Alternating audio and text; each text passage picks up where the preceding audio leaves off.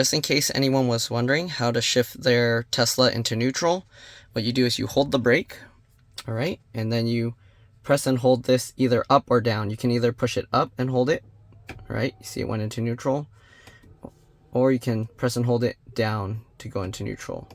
I think if you're not holding the brake, I don't know if it will work. Let's see.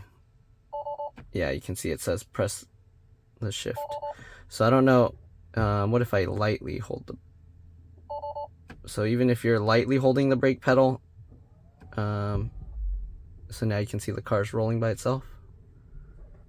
And that's in neutral. All right.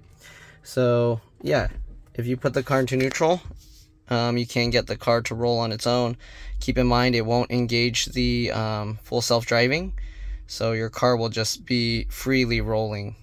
So you want to be very careful if you're going to do that. I believe you can actually engage neutral if the car is like rolling, like if it's in drive and it's still rolling. But yeah, again, you don't want to do that. That's dangerous. All right, anyways, that's it. Thanks for watching. Hopefully this helps some of you guys at least figure out how to move your car around if for some reason, I don't know when you would put it in neutral, but or maybe if you wanted to tow it or something, I don't know. But anyways, thanks for watching, and I'll see you on the next one. Bye.